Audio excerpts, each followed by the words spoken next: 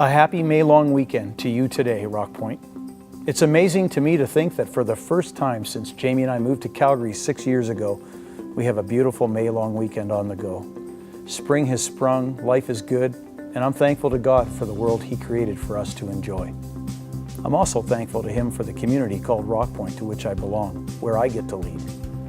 Today I want to take 3 minutes to talk with you about RockPointe's finances. Whenever a pastor stands up to talk about the church's finances, we have one or two responses. You either lean forward or you lean away. This is important stuff, and I hope you lean forward for a few minutes. It's that time of the year when we talk about finances as we come to our year's end. Allow me to talk about two things: our future budget and our current giving. First, our future budget. For the past few months, a team of people has been working on our 2018-19 RockPointe ministry budget. Each year, we bring a budget to the church membership for approval by means of a ballot mailed out to each of our members seeking your approval.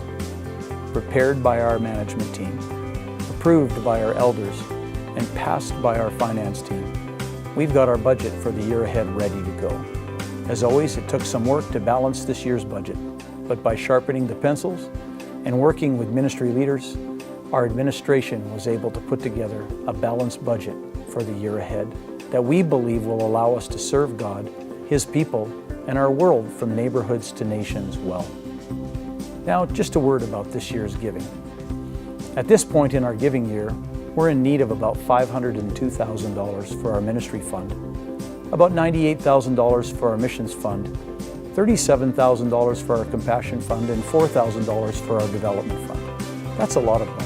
But we've had a good year of giving thus far in our ministry year. And with our fiscal year coming to an end, I want to ask you to continue to be faithful in your giving. For many of you, I don't know your specific financial circumstances, but I do know this: if you belong to Jesus, He's going to provide for you whether you're facing an upswing or a downswing. And I want to ask all of us to consider how we could take part in helping us finish the year well.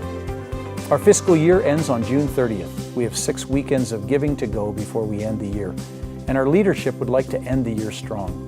We've been careful with our spending, and we'd like to ask you to join us on our stretch run. The scriptures teach us that we're to give to God's work, and that God loves a cheerful giver. Let's allow our giving this month to echo what our hearts are trusting in. Let's demonstrate by our giving that what we truly trust in is God's ability to provide for us so He can provide through us. I hope you have a great May long weekend. Thanks for listening.